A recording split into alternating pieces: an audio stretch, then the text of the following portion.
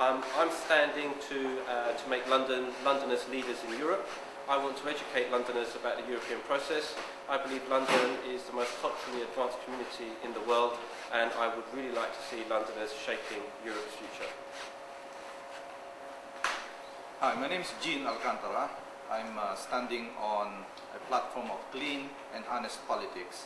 And what I mean by that is, of course, I don't need to say anything about the expenses scandal, but I do want to mention the dark undertones of politics which exists actually in Downing Street, and that's people who peddle lies and concoct stories against their opponents. And in addition to that, there are extremist parties which are peddling or if you like, using the fear and concerns of the residents of London to put their cause forward. And again, I want to put a stop to that. The other thing I want to say is I stand for fairness to all Londoners, whether they're young, old, women, men, and including immigrants to this country. I think the one thing that I have observed is people in Britain seem to be wedded to tradition. They seem to vote for the party of their family, their friends, their communities blindly. I think they have a chance now to make a change. They should vote independent so that they can take a giant leap out of this quagmire of expenses and scandal and start all over again.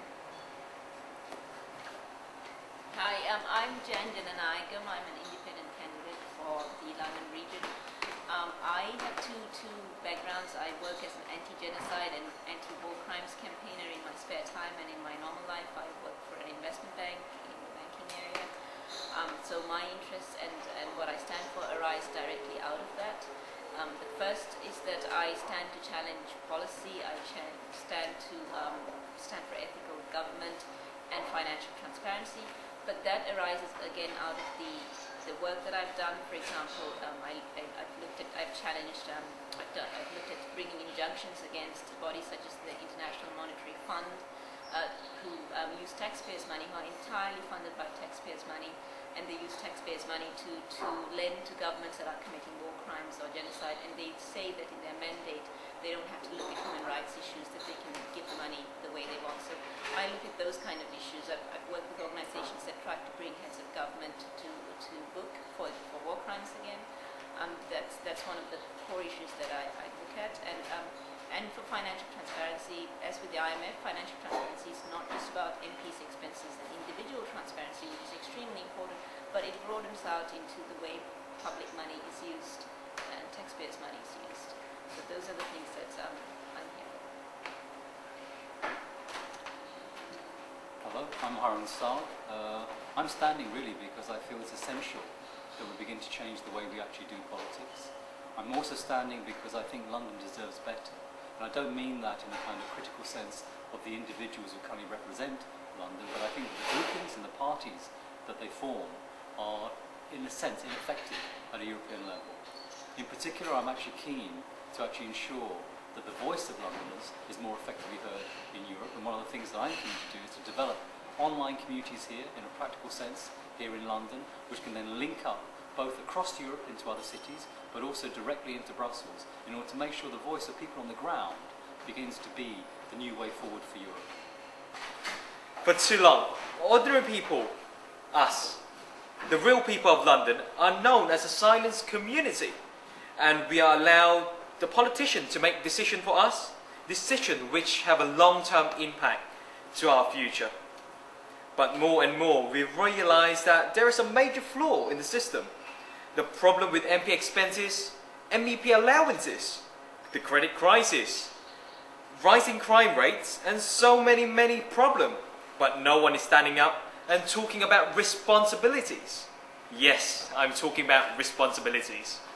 I think we need to get our focus back on responsibility before we talk about other things. A word that has been clearly been neglected for too long. But as we all know, when we start pointing our fingers to others and our three remaining fingers are pointing back at us. And that's right. While we blame our politicians for getting into the mess right now, we should also recognize our own responsibilities. If we don't vote, we allow the same old system to carry on. And we don't stand. We cannot point our fingers at others. That is why I am standing. I want to make sure from now on, we see a new start in politics when us, the real people of London, will take responsibility so that we are represented in decision-making process. Young people, older people, people from working family, from different culture, and they all have voices in the political system.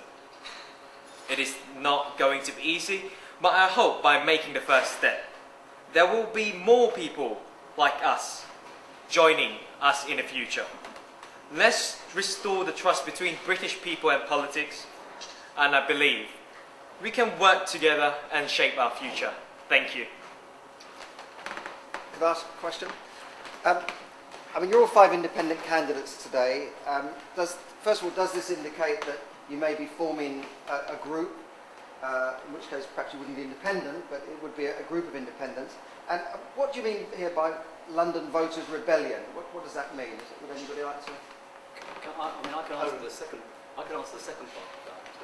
The idea really is to say, go out and vote on Thursday. Absolutely essential that people use their vote, just as Stephen has said. But do not vote for a political party. What we are seeing right now is a crisis, I think, in a certain form of politics. And that form of politics is represented by political parties. And what we're saying to Londoners is, on Thursday, go out and vote in numbers, but do not vote for a political party. Vote for any one of us, or vote for any of the other independent candidates that there are out there, but do not vote for political parties. That's the root cause for the rebellion. And in that way, maybe we can actually stimulate a much more stronger debate around the future of politics here in the UK. Thank you. Well, shall I answer the first question?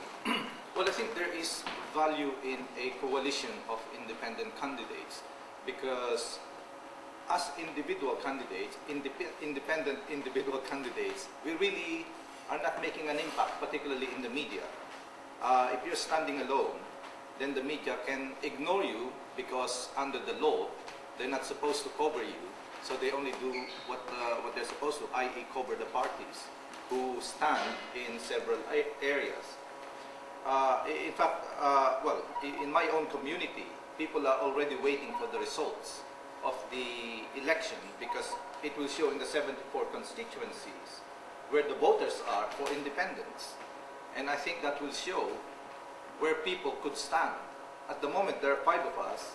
I believe come national election, there will be at least, I don't know, 150 candidates.